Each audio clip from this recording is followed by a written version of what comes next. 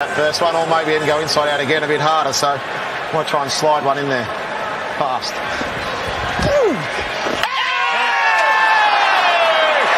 You would think he has to make him hit it on the leg side. All his fielders out there. 6 to win, 4 for a super over. More! There it is! He's hit a 6 off the final ball! The Thunder is still alive! What a finish! Yes, g'day guys. We've come to the end of round 6 and it seems to be a bit of a battle of Matt Short versus Aaron Hardy captaincy tonight to finish things off. But round 7 is probably even more important as we look towards the run home. Big Horse, what's on tonight? As always, we're going to look back at the winners and losers from round 6, talk trade targets and captains for round 7. But the big part, we have a special guest in studio tonight. We'll introduce him right after this. Let's get to it.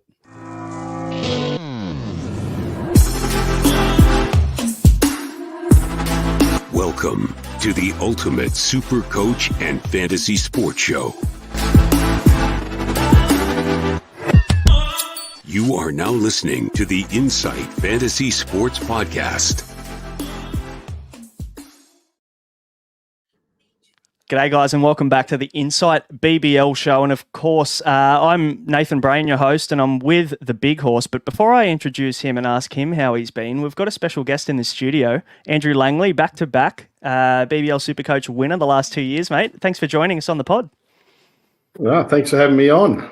It's good to be here. Yeah, it's going to be a good one. I think we've got a lot to talk about over the next round. You know, we've got teams coming into the double. Probably a few things you wouldn't want to talk about tonight, though. And I know that you're in the running. You're up there in the, I think, is it top 100 at the moment? Yeah, I'm 72nd, I think, leading into this round. But I might drop back a little bit, but hopefully not too far. Yeah, fingers crossed. I know you're not going to want to give away all of your secrets for the run home, so we'll try and limit it so that we don't ask you too much. But Big Horse, how are you, mate? You doing well? How's your round been? Yeah, it's not too bad. I, like yourself, chose Hardy as captain over Short, which has proven to be an absolute stinker, given that Short's already taken a wicket tonight. Let's see how he goes, though. Hopefully he makes a shit ton of runs and makes some of those points back. Yeah, he's in at the moment. I'm a Zach Crawley sad owner at the moment after, watching what happened in the last minute or so. But that's all right. We've still got time to salvage it. Guys, before we jump into the content and get stuck in, if you haven't yet, please hit like and subscribe. And if you're listening on audio, please hit follow and leave us a review. But better yet, jump in the Discord if you haven't yet. We've got a lot of exciting things coming and a great community in there to talk Supercoach with and fantasy sport in general. So jump in there if you haven't yet. The link is in the description below. Very quickly, we will mention the Squeeze of the Week, sponsored by The Standard Squeeze. You can go to thestandardsqueeze.com and use the code INSIGHT15 to get yourself 15% off everything in store there. The Squeeze of the Week is the winner of the highest score in the Unlimited League, and that goes to Rodney for round 5, coach of Rod's Rampers, with a 1385 last week. Very impressive score, Mick. That's massive. That's huge. I'm just checking now. I reckon that's only 2 points short of taking out the whole round. Could be a pretty solid score. How did you go last week, Andrew? Obviously you would have done pretty well to stay up in that top 70 odd? I thought I was going to drop last week. I'm just having a quick look. I can't remember exactly what I scored. But I went up a couple of spots. Like I was 80th and I went to 72nd, but I was surprised I went up. There you go. I got 1109. Okay. Nice. So only 270 odd off the top spot. It just kind of puts in perspective how good that score is, 1385, doesn't it? That's huge. So well done to Rodney. If you're watching, mate, send us an email, contact@insightfantasysports.com.au. We'll get your prize pack out to you, mate, ASAP. So congratulations. And it's worth mentioning we've got 3 people in the top 10 in our Unlimited League at the moment as well. We've got Scott in first, coach of Runs. Jeremy in third, he's Tobe's Troops, and Aaron, coach of Got a Hardy in 8th. So 21 in the top 100, 3 in the top 10, Big Horse. We're doing all right. Oh, it's fantastic, isn't it? We've got a really solid community in the Discord as well who keep bouncing ideas off each other, and they're a wealth of knowledge, aren't they? Yeah, they are. Doing a really good job. The community team's firing at the moment, 150th, I think we are as well. So very impressive from the community. They've done really well. The community team's currently sitting 67th overall. Oh, is it? Shit. There you go. Mhm. And I'm the one that does the trades. I don't pay enough attention. Guys, drop some questions in. Obviously, we've got back-to-back champion Andrew Langley in the house tonight. So drop your questions in for him if you have any for the run home. You know, we've got 3 more rounds to go. We've got a very important round 7 coming up with 3 teams on the double. Obviously, this round is important as well, but you know, maybe next round could set you up. So if you want to know anything from the back-to-back champ, now's your time. But what we probably should do is we should look back at round 5. Let's do that. Now, game 1, Sixers 8 for 141. They lost to the Brisbane Heat 4 for 104 in the chase. Duckworth Lewis, a little bit of rain for the Sixers. It just seems to be following the Sixers around the country at the moment, this rain.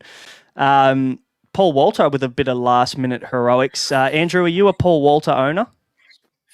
Yeah, I do have him. I've had him for a while. I had him right at the start of the season, then I think I traded him out in round 2 and had to get him back in.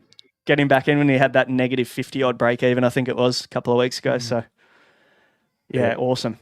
So, you know, obviously he finished things off for the Heat there. I think it was 2 4s back-to-back, and they ended up winning by, I think it was, 3 or 4 runs at the end of the day. So pretty big from him. It was pretty smart, Yeah, Perth in the second game got 4 for 211. They obviously beat Adelaide, bowling them out for 169 on what would be considered a pretty flat wicket. We were probably hoping for a little bit more from Adelaide, but in saying that, very popular captain Matt Short delivered for owners there as the captain there. He finished on, what did he finish on? 109. 109. And then he's also taken a wicket already tonight, so he's in a good spot for captainers, but he's not really the talking point in this one.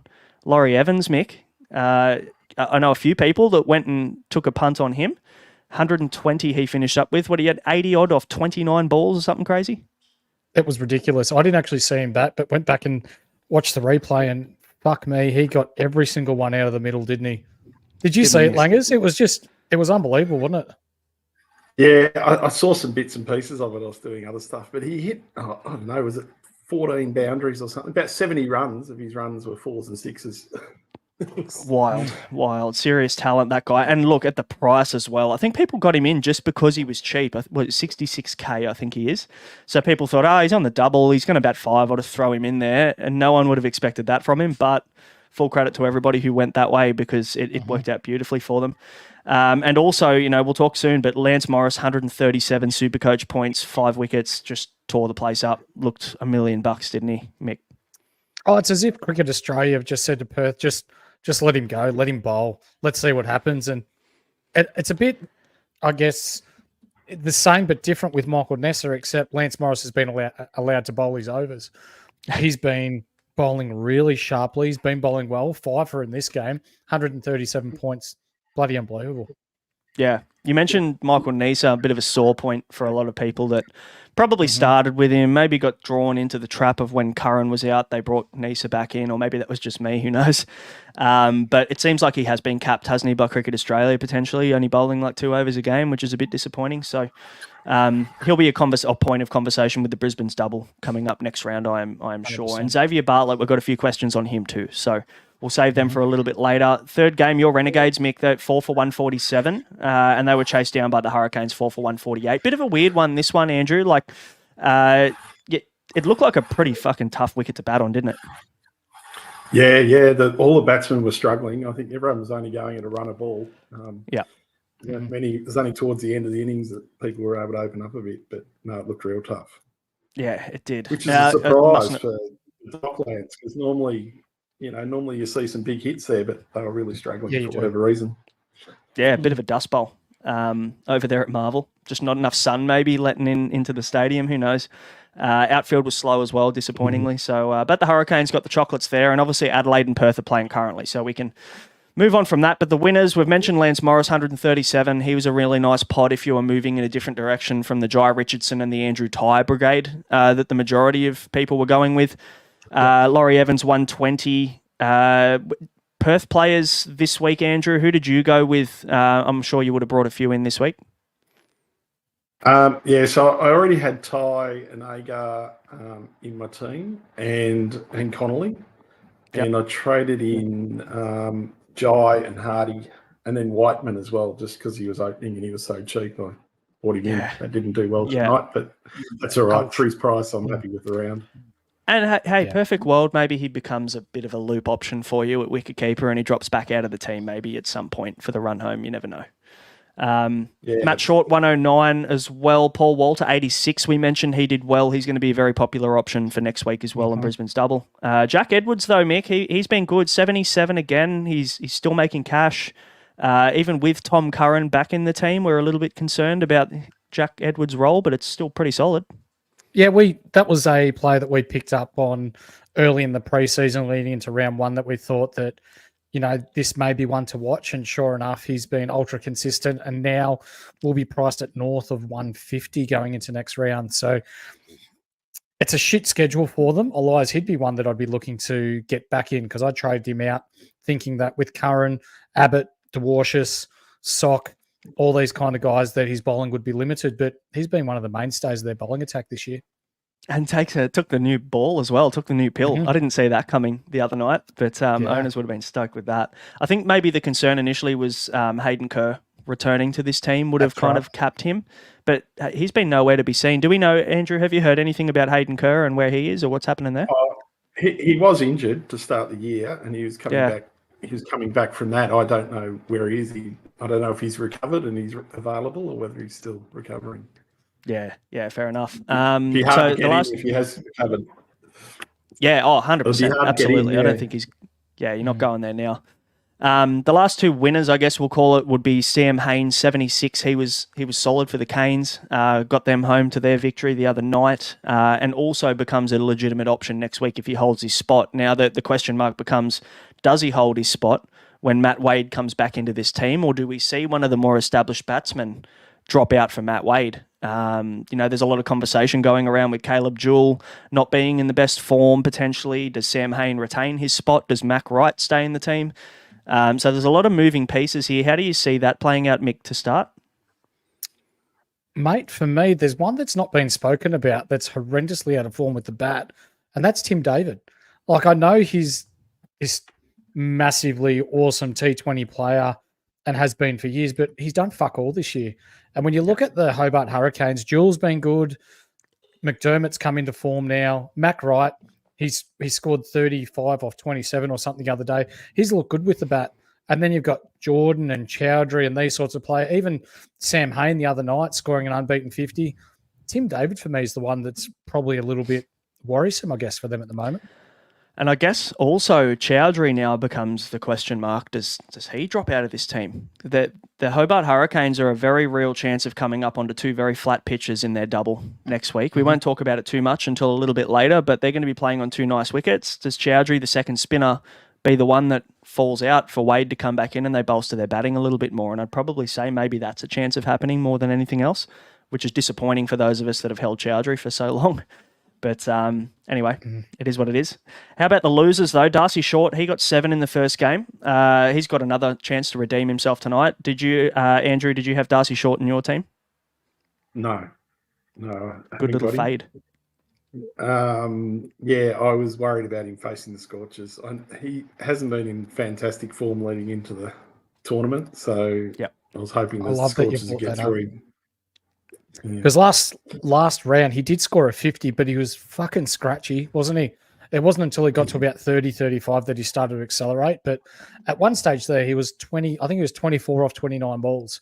So, yeah, he has been a little bit out of form and just lucky to get the runs that he's been getting.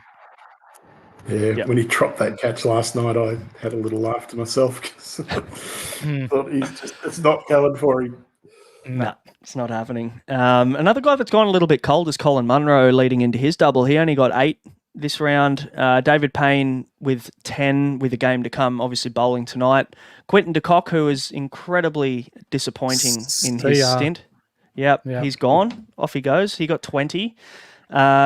Crawley 20 plus the 9 I think he got tonight. So pretty disappointing round for anybody who went with that direction. Chowdhury 22, Connolly 25, and Chris Jordan 26 are probably all considered a little bit disappointing or unders in comparison to what we wanted from them as well. So those are the losers. But, mate, you've got a fair bit to talk about here, Mick, in your deep dive. So let's roll into that one, hey?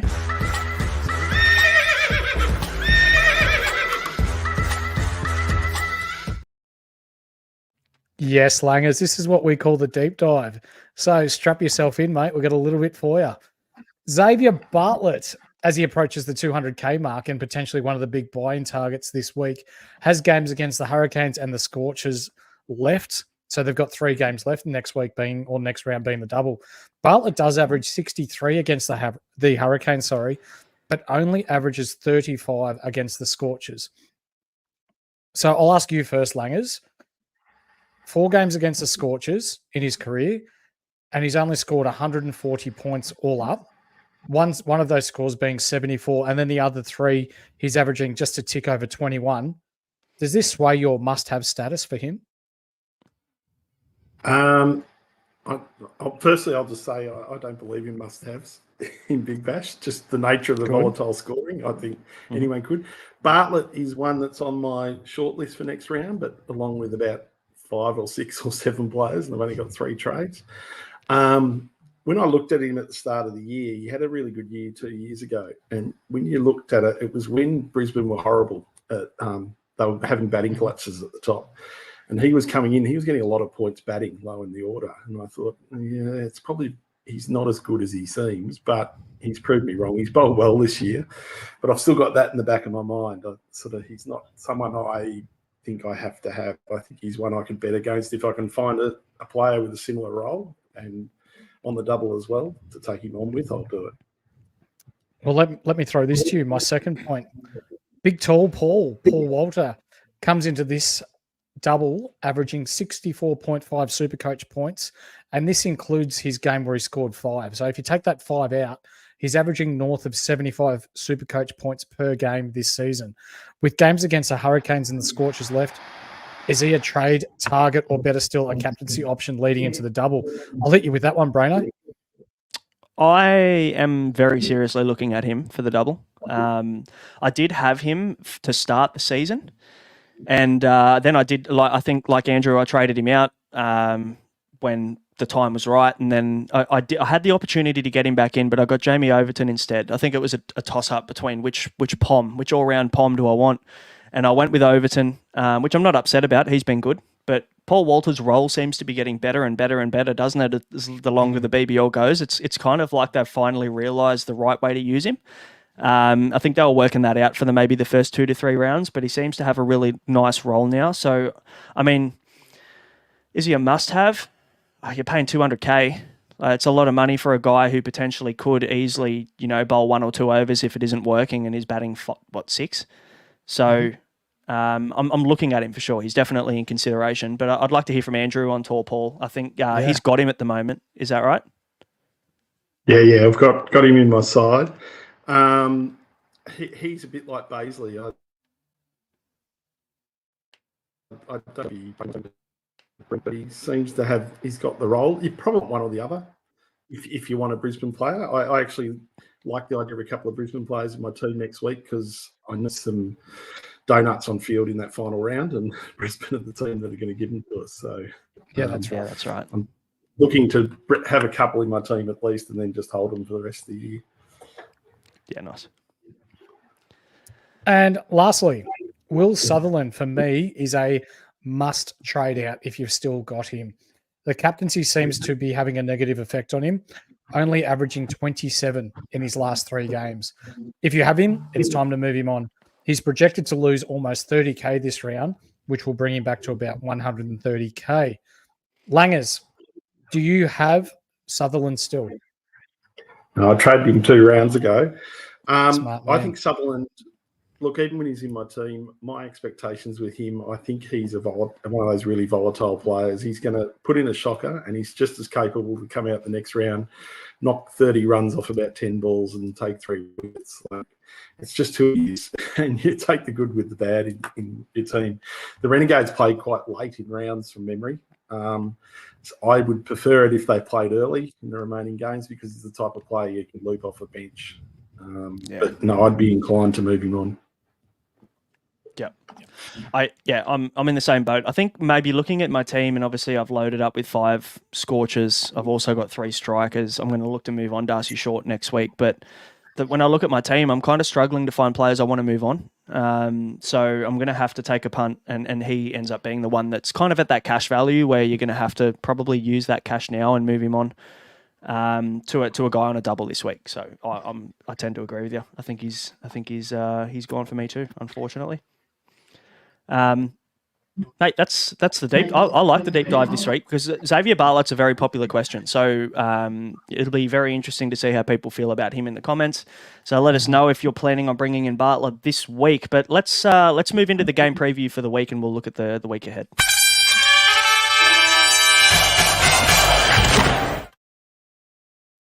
Richie. Every time. As always, the game preview is brought to you by Bonus Bank. Now, Bonus Bank is Australia's #1 match betting site, and you can go to bonusbank.com.au, use the code INSIGHT to get 25% off your first month of their premium subscription, and you can start making some tax-free and risk-free money today. Now, let's talk doubles. Obviously, Perth come into the second week of a double, or second round of a double, I should say. So they've got a double next week as well. I'm sure a lot of people already have a lot of scorchers, so we probably don't need to talk too much about priority trade-ins from Perth. But the Heat and the Hurricanes come into the double this round, so plenty of talking points there. The one caution, I guess, could be that the Heat, like Andrew just mentioned, have the bye in round 9. So you want to make sure you're probably not overloading too much on Brisbane Heat players this round, otherwise you're going to have to start to move them on pretty quickly. To avoid getting caught with too many DNPs in the final round. But it is important to have a couple so you can use your loops appropriately. Renegades are on the bye as well. So this round coming, round 7. So I'm going to hold Jake Fraser-McGurk, I think, as a bit of a loop option, but I'll move on the Chief. He's pretty much the last one that I have left. I tried as hard as I could to get rid of my Renegades by like round 4, but they just kept sticking around. I had other problems and other trade-outs, and I think I had Joe Clark for a couple of weeks when I didn't want to have him, and that just goes to show what could potentially happen when you overload on too many players from the one team. How did you go getting your Renegades out, Andrew? Did you go heavy on Renegades to start the season? Yeah, I think I'm trying to remember. I might have had 5, started with 5. Because from memory, I think you faded the Stars, didn't you? No, I had about 5 stars in my team. Oh, did you? Yeah, okay. So you're pushing my memory. I'm just going to go back and have a look at my team. Have a look at your trade history. While you do that, we'll move into the first game, the Saturday 7:15 game. We've got the Stars versus the Sixers at the MCG, and it is probably loop territory here. How are you seeing this one, Mick? What's happening here? What are you looking at? What am I looking at is I can't believe I'm saying this, and the informed Stars facing the Sixers. Stoiner's probably the perfect loop option if you still have him. No point in looping Maxwell, though, if you have Jack Edwards. He's a great loop too. Both teams with singles for the run home make them an afterthought for this round. If you've got Maxwell, Braino, are you playing him, or are you basically looking to go doubles everywhere on field this next round? He's my only Stars player aside from Harper, who I'm trying to forget is in my team at the moment. He's just sitting on my wicketkeeper bench. It's kind of like he's eliminated the wicketkeeper loop for me completely. Thanks, Sam Harper. Shout out to him. But I'm probably just going to take a free swing. There's every chance Glenn Maxwell just goes large. But he's the only player I could loop. I don't have any Sixers either. So it might be just a free loop. I'll just have a crack at that. And then if it doesn't work out on the single and by some miracle Glenn Maxwell shits the bed, probably won't happen, but it may, I can just bring in Cooper Connolly then off my bench. Worse things could happen. He's on a double. How about yourself, Andrew? Any loops for you? I think that's the play, because Maxwell plays the first game before any of the other teams on the double play. He's a safe E option on the bench. See how he goes, and then work the trades out around it. I can get to a full team of doubles, I think, with 2 trades, so I've got room to move. So I'll either have to hunt a donut to get Maxi's score, or we'll bring in another double player to see how he goes. Fair bit of flexibility. That's solid. What about yourself, Mick? Do you have any loops? Who are you looking at looping here? No, pretty much the same. The only Stars player I have left is Maxwell, but I have no Sixers. So apart from that, at this stage, I'm going to have all bar 1 on field that are all on doubles. So we'll see how Maxi goes. And like Langley, if he absolutely goes berserk and scores me north of 120, 130, then I may have to trade myself in a donut to take his score. I'd take 50 as a loop over Cooper Connolly. That's essentially my two options there. Just with Cooper Connolly's role, unfortunately, it just seems that batting at 6, bowling 1 or 2 overs at the best. They're talking about bringing Hamish McKenzie in probably in the game that they play against Sydney. So I'd say it's not looking too good. I'll ask you this then, and both you lads feel free to jump in and tell me what you think. But with Crawley, is he done now? Or is he... No, he's got his double next round. Am I correct? Yep. Yeah. And then he's done. Right. Okay, so it'll be Crawley and Whiteman opening the batting. Eskenazi, nowhere to be seen. Cooper Connolly at 6 still. I'd say so. I'd say that's the case. The reason for bringing Whiteman in, I think I saw Honeyball put something up. Shout out to Ben, does a great job with all the news there. Said something along the lines of that they were realising that obviously with their internationals leaving, like Crawley, at the end of the series, they wanted guys like Whiteman and guys on the fringes to get a bit of game time in the lead up to that. So you never know. We might see Whiteman drop in and out of this team. We could see a couple of others maybe come in and out of this team to get a bit of experience before the internationals leave. So there could be a bit of question marks about Scorchers, which makes it a bit tough, doesn't it, for next round? Yeah, as Aaron Hardy goes out, 35 off 27 balls. Lloyd strike rate bonus? 129 strike rate. Okay. 5 points. 5's better than 0. Hopefully he gets a bowl. Bowls himself 4 overs and takes 8 for 10. I'd love that. That's about what I need to salvage my week at the moment, I think. Yeah. Let's move on to the next game then. We've got the Heat versus the Hurricanes now that obviously we've got 2 double game week teams coming up against each other. Andrew, I know you have some pretty strong thoughts about your double teams playing against each other. Did you want to kind of go into a bit more depth about that? Yeah, so I think next round, I wrote it down somewhere, we've got 3 teams on the double. Brisbane have got both the other teams that are on the double. So both their games potentially could be loaded up with players. However, Brisbane have got both their games at home. The other 2 teams have got all their games away. They're traveling. Both their games away. So it's a really interesting one to try and weigh it up, how to mix up things. So I'm just trying to have a bit of a balance between the sides. I'm going to have a lot of Scorchers because I'll have them left. I've got 6 in my team at the moment. I might get rid of 1 and have 5 because part of my plans is to maybe upgrade my weakest link of doubles. And then if I go for sort of a bit of an even balance between Hurricanes and Heat and just hope I choose the right ones. Yeah, and it's going to depend how much money I've got as well. I'm still haven't got as much money as I would ideally like. Because I think from memory, I listened to a pod you did, and you said you aim for about that 500k of gain in team value by, was it round 5? Round 5 in the previous years, and this year I was hoping to get quicker, and I think I was about 2.2 after 4 rounds. I was nowhere near it. So, okay, it's been a bit tougher this year. I think with so many buys and washouts and things like that going on, it's been a tough year to do it. Yeah, it has been, absolutely. The one thing that stands out for me, obviously the Gabba, the last game out at the Gabba, we thought that when it was underwater and the rain was around in Brisbane for however long, we thought, shit, there might be a bit in this wicket, there might be a bit of grass on it, and we came out to the flattest highway I think I've ever seen. So they did a great job to get that game up, but I was banking on bowlers doing the job at the Gabba, and it went the opposite way. So if we expect the same there, and then we've obviously got the Scorchers playing at Sydney Showground, which is a bit of a Bunsen burner. It's not a great place to play cricket. And then their second one at the Gabba.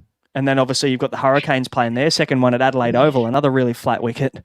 Could it be the week to potentially look at batsmen over bowlers, or is that the way you'd look at it, Mick? I think so. Like we've seen the way the Gabba plays, and it's a batsman's paradise up there. So I'd be definitely looking at batsmen over bowlers there. Do you agree, Andrew? Yeah, and just something that's a bit of a quirk to this season. I sort of watched the Supercoach scores over the years, and about 60% of the points usually go to the fielders. This year, it's only about 55% of the points. Okay. So batsmen are taking a slight bigger chunk. So that kind of makes me think maybe the batters aren't as bad. But the issue when you go with a bat player, they can get a corker first ball. Yep. Yep. And it's all gone. That's at least the bowler gets a second chance after he bowls. Yeah, they get 24 cracks at it, hopefully, most of the time anyway. No, that's a good point. Now, the Monday night game, 7:15, we've got the Thunder versus Scorchers. We mentioned that's at Sydney Showground. I am from Sydney, so I'm allowed to throw a little bit of shade. Now, the Sydney Showground only averages 274 points a game in the last couple of seasons. And we've only had one score above 151 in the last 2 seasons of the BBL. So that kind of tells me that the Sydney Showground isn't exactly a great place to bat, probably favouring bowlers a little bit more than batsmen in this one. It's just a hard one, isn't it? Because, based on this matchup, I'd love to captain someone like a Jai Richardson or an Andrew Tye or, someone that we know the Thunder haven't been great. The Scorchers are the best bowling attack in the comp. It makes sense to go that way, but then they have to go and play at the Gabba against the Heat. So it's a bit of a... On a road. Yeah, it's a bit of a way up as to which direction you go with that. If you still have Daniel Sams, maybe he could even be a play on this wicket. It's a bit late to loop, but Daniel Sams could actually be a really nice play on a single here. We've seen what he's done on a single in previous rounds. What are your thoughts? Andrew, are you a Daniel Sams holder? Did you move him on for cash at the moment? No, I'm not a holder. I moved him on this round, but my plan when I moved him on was to get him back next round. So depending how Maxwell goes, he could be the loop for Maxwell. Gotcha. Okay. Yeah, fair enough. Tuesday, 7:40. We've got the Strikers and the Hurricanes at Adelaide Oval. Could be a flat one. Short square boundaries at Adelaide, as we're seeing probably right now, if anybody's watching 2 games or watching the game and the pod at once. Now, Strikers are on the single from here. And there was a question. I might quickly go to it now before we... where is it? I'm going to try and find it. Actually, it was a question that I saw that I didn't write down, but it was about the Strikers and which ones we hold.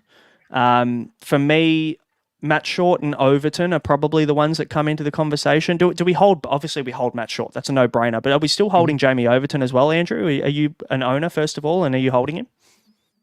Yeah, I've got them both. Ideally, I would like both of them in my team for round 8 when there's no doubles. But once again, it's going to come down. I might need some money and have to do something next round that I wasn't planning. And it might mean moving on a Matt Short or something for one round and then work out how I can do it in a way to get him back. That is a good point. Look, you've got to be flexible and fluid with your trades, don't you? You've obviously got some clear targets about who you want. And if you need to use cash, you made a good point. No one's a must-have. And if you need to move on Glenn Maxwell, or you need to move on a Daniel Sams, or someone where the cash is there to get you a good double round game round player, it is the right play. Last game of the round, boys. Wednesday, 7:40. We've got the Heat and the Scorchers at the Gabba. This should be a great game. Obviously, the Heat are playing some really good cricket at the moment, and the Scorchers, one of the better teams in the competition. So, should favour the batsman maybe at the Gabba. But again, I mean, we think about the Gabba historically, and it's always been a really nice bouncy wicket. So we could see a pretty even match, bat and ball. When we're looking at the stats, I think for the Showground, it was very kind of bowler heavy. But the bats, where are we? In the last 2 seasons of the BBL, the lowest score at the Gabba has been 111, but then the next lowest has been 150. So basically anything above 150 we can expect for the batsman. Most of the time the average is around that 170 to 180 for the teams batting first at the Gabba. So it's a pretty good, nice batting wicket. So we'll probably be talking about a fair few of these guys very soon. And sorry, Mick. I envision this being the grand final replay. These are probably the 2 best teams in the comp. Funny, isn't it? We were we were talking about the Renegades at the start of the season being a team that we really liked, and I'm sure maybe Andrew's nodding. He maybe agreed with us.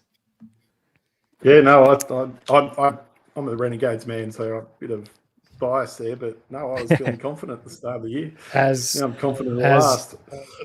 Josh Inglis has just gone out. 39 off 25, strike rate 156. Okay, handy then. He's just clicked over the 100 live when I'm looking at the app. So, pretty solid for him. Actually, that should be more. Perfect. So, 119. It's just clicked over for English. So, that's not too bad. That's probably what you'd be happy with him. I'm sure we've got plenty of questions and a lot of trade talk. So, let's move over to the trade target, shall we? Target acquired. Now, as always, Trade Talk is brought to you by Ryan from Astute Newstead, and with interest rates booming across the country, I'm sure that you've wondered whether your rates are too high or whether you can afford your dream home at all. And you don't have to wonder anymore. You can contact Ryan, who offers confidential lending assistance with absolutely no obligations attached. You can contact him on Instagram, Ryan Astute Newstead, or send him an email, ryanh@eganwealth.com, and just mention us. Mention the boys at Insight for a free consult. Now, we spoke about it a little bit earlier. Do you prioritise Heat players over Hurricanes based on form and the fact that they're at home for both of their games, like Andrew mentioned? Or do we look at the two nice wickets that the Hurricanes are going to be playing on and the fact that they don't have another bye, but the Brisbane Heat do? Which way are we leaning, Mick? You first. Which way are you leaning? A little from column A and a little from column B. I'm going to sit on the fence with this one. I'm looking to bring in Paul Walter. He will be almost 200K, I believe, but he's someone that I think is a definite that I need to get in. But I like the fact that we don't have to worry about buys with Hurricanes players either. Yeah. You mentioned already, Andrew, you're trying to kind of be a relatively even split for next week. Yeah, so I've currently got 2 Hurricanes in my team, McDermott and Ellis, and I've got Walter from Brisbane. So I may look for an extra Brisbane over Hurricanes. I like that they've got the bye in the last round, the Heat. Yep. And that attracts me to wanting Heat in my team for that last round. So for that loop option. That might be where I differ from where other people are avoiding him for that reason. And I'm actually that's a good point. Looking at that last round thinking, oh, 2 donuts would be quite handy. Yep. Yeah, absolutely. Very good way of thinking. So you mentioned Paul Walter already, Mick. He's going to be 200K. He's 47% owned in the top 1% of teams at the moment. I would imagine that goes upwards of 80% from next week. The interesting one, I mean, if you're looking at a Brisbane bat, it's kind of Colin Munro versus Nathan McSweeney, really. Maybe it might be good to prioritise a top order bat, playing twice at the Gabba at the home ground, good wicket. Pick one, Mick, Munro or McSweeney. My favourite batter to watch in the BBL is Nathan McSweeney. He is so fluid. That man will play Test cricket for Australia one day. Does it so easy. Just looks like he's got so much time on his hands, doesn't he? Yeah. I won't throw that one at you, Andrew, but I'll throw this one at you. We've got Michael Nisa versus Xavier Bartlett. Obviously, a little bit of an easier answer, but you kind of had your hesitations around Bartlett as well, didn't you? Yeah. I would lean towards Nisa. Yep. He's just the qualities there. Pedigree, isn't it? But it's one of these classic 50-50 calls. Yeah. It's easy to go the wrong way, but he's a proven gun, and it looks like he's starting to get a couple more overs, so maybe he's being freed up. Let the shackles off, Cricket Australia, if you're watching. I'm sure they're watching. Let the shackles off Michael Nisa for us for his double. Spencer Johnson is another one, Mick, that I would love to talk about. 110K he'll be from next week. He didn't obviously have the game we expected of him this time around, but he's going to be cheap. He's playing at the Gabba. There's going to be good bounce on the wicket. What are your thoughts on Spencer Johnson for next week? Does he play both? Yes, I think he plays both. No, I'm not looking at him. No. Yeah, fair enough.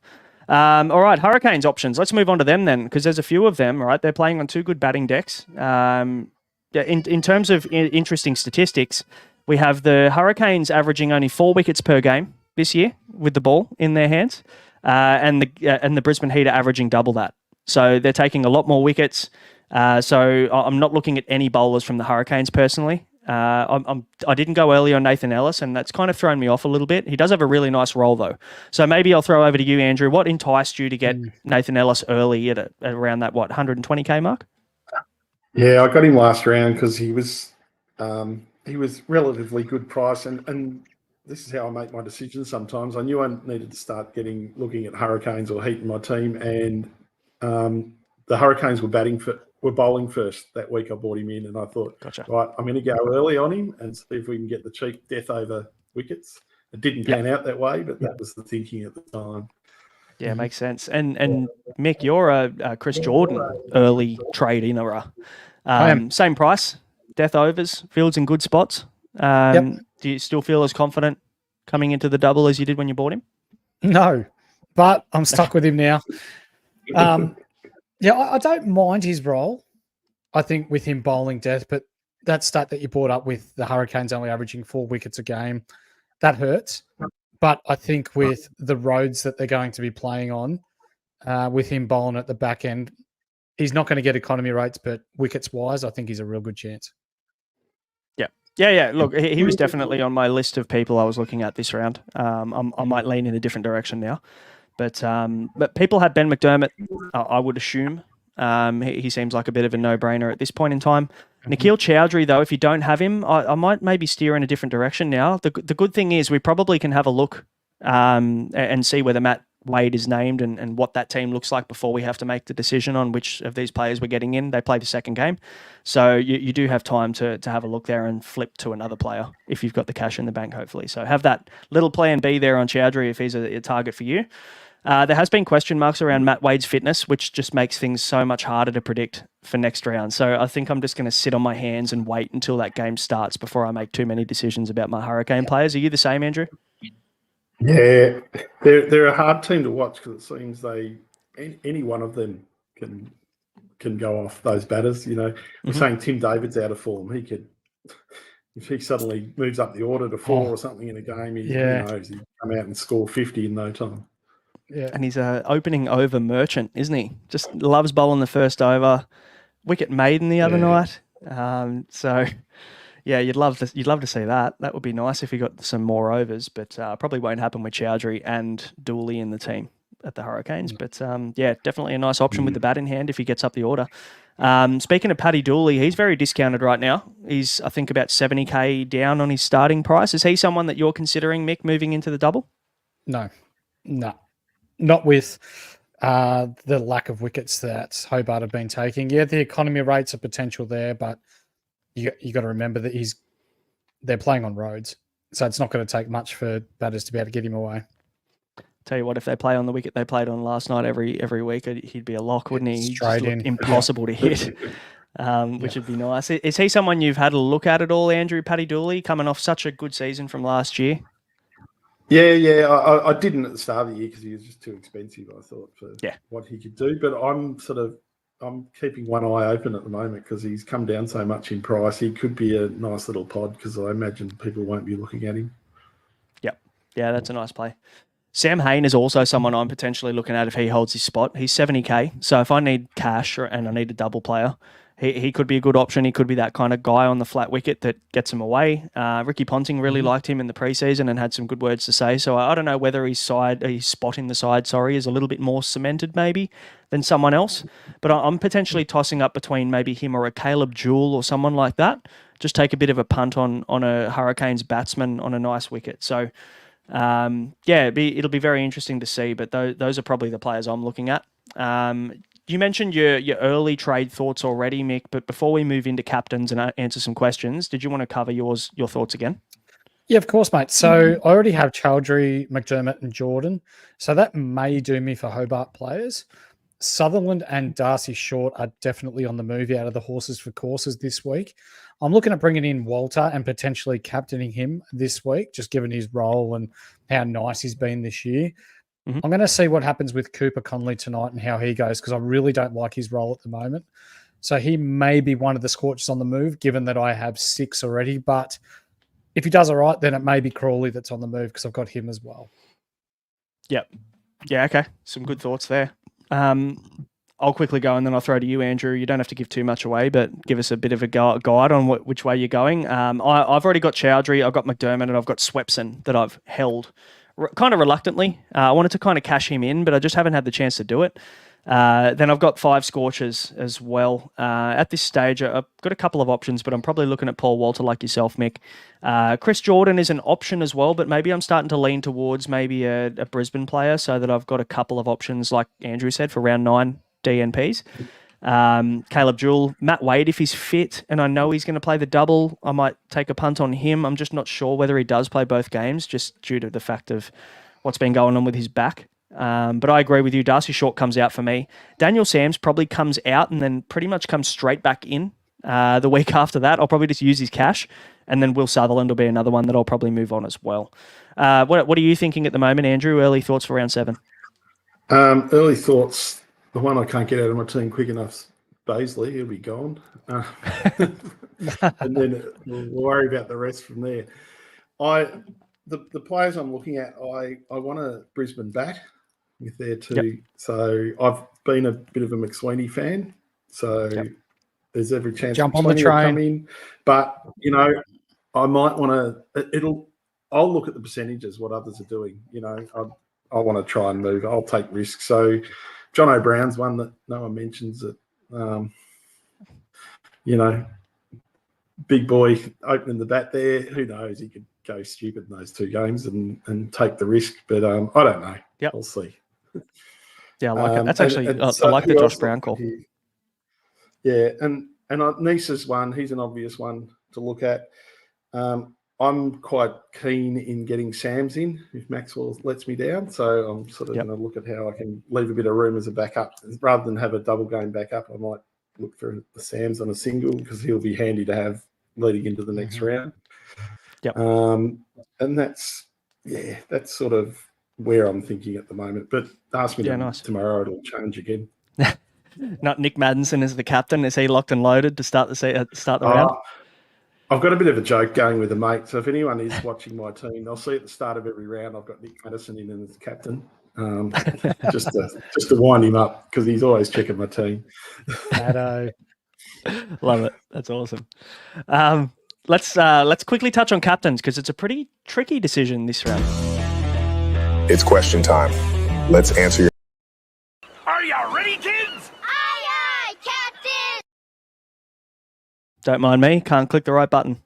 Now, Jai Richardson would have been an obvious option, but he's a bit of a rotation risk, isn't he? I think there was some news coming out from Honeyball that they were talking about playing Hamish McKenzie, which means one of these quicks are going to get a rest, Mick. Mm-hmm. Yeah, who's it going to be? I can tell you who it won't be. Andrew Tye. It won't be Andrew Tye, no. So if you've got him, lock him in. I think they rest Lance Morris. That's my gut feeling. With the Cricket Australia thing going on, he's been bowling so well. You know what? There's a chance that they're going to rest Mitchell Starc in one of these tests against the West Indies. Does he come in then? So that's my thought process anyway. What do you reckon, Langers? Yeah, I'm worried about I was worried about the Scorchers bowlers coming into this round. I figured they're going to get a rest.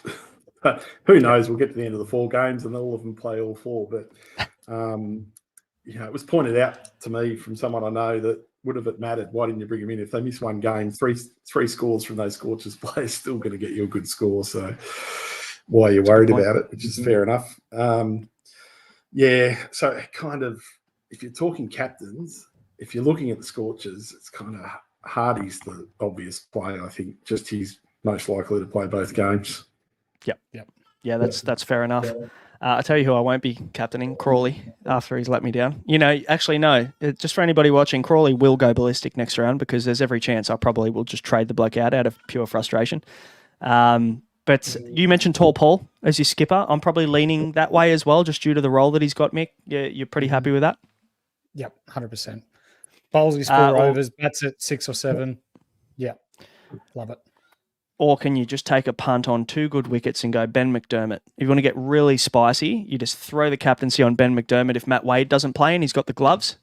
In game 1, that might be a play as well. There's a few different ways you can go with it, but you're probably looking at the double game round players. It doesn't make sense to go away from that. You're looking at a Hobart, a Perth, or a Brisbane Heat player as your captain, aren't you?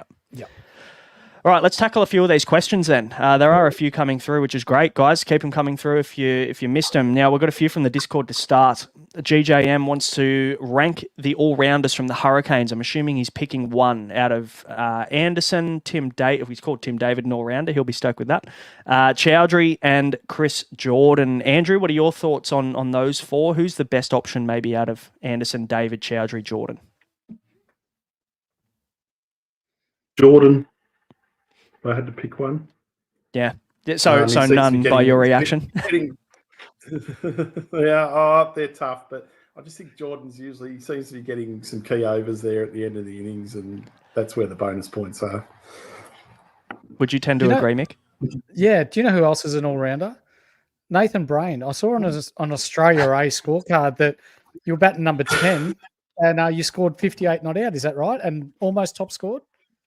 Yeah, played with Sam Whiteman in that game, actually. Glenn Maxwell was on the team list in that one as well. Yep. What the scorecard doesn't tell you is that I hit 40 of my 54 not out behind the wicket on the offside, nicking them through gully and slits and everything like that. So, but I don't tell anyone that. I just say I got 54 not out against South Africa, eh? So that's the claim to fame. But I agree on the Jordan shout. I think the one thing we don't think about with Chris Jordan is the fact that he fields in really prominent positions on the field. He's always at deep long on. He's always at deep mid-wicket. So he's in the game at the death as well with the ball and also in the field. So that's one thing you can probably take into consideration there as well. And that's why I was looking at him potentially too. We've kind of answered virtual realities question already. Is Bartlett a trap? Trap's a bit of a tough word, but 200K is very expensive from what you're going to get. Are you going to get any better than what he's already delivered, Mick, this season? Because he's been awesome. You can't really improve on that. No, you can't. No, and Andrew's already kind of given his thoughts on Bartlett as well. The Scorchers are the team that he struggles against the most. You take out his 74, but he averages 22 against the Scorchers. So No it comes down to that balance. It comes down to that balance.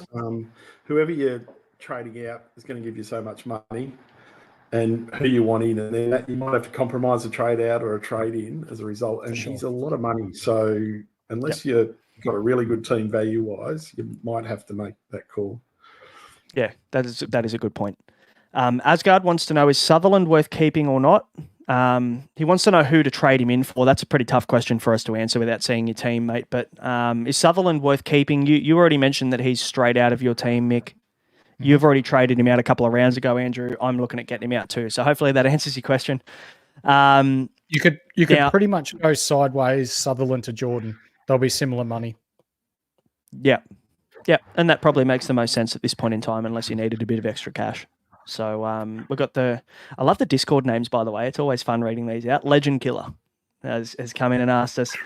He wants to get rid of Harper. He's desperate to get rid of Sam Harper, and he will do it this round. He doesn't care. But he wants to know whether he gets Laurie Evans in or whether he gets Sam Whiteman. What are your thoughts, Andrew? Keep Harper. I've got him. He's not worth the trade. Just stick him on your bench and just let him sit there and rot away. He's not going to get you anything special. Use the players. We've got 3 rounds left. We've got, depending whether we've got boots left, 9 to 11 trades to get our on-field teams right. I think we just forget about Harper. Yeah, that's what I've tried to do since, I think, round 3. Just block him out of my subconscious. But Bray wants to know, when are the test players available for the upcoming games? And we've just had news, Steve Smith will be playing round 8 against the Thunder. So he will be. I would assume then if he's available, then the majority of the guys might be available round 8, meaning potentially Usman, Marnus come back in for the Brisbane Heat, maybe that round 2?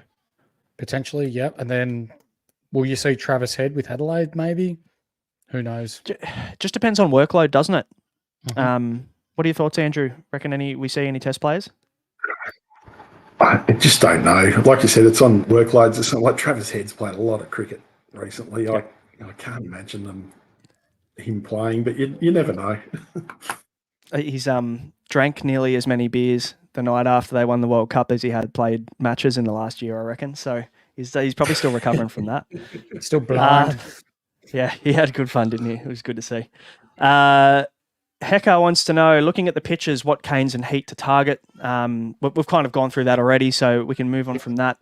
And we already answered Dunny's question on, do I move my strikers on or do I want to keep Matt Short and Overton on singles? And I think you definitely keep them on the single. We've got a few questions coming in live. We've got about 5 minutes, so we'll cover some of them now. And we've got the first one coming up.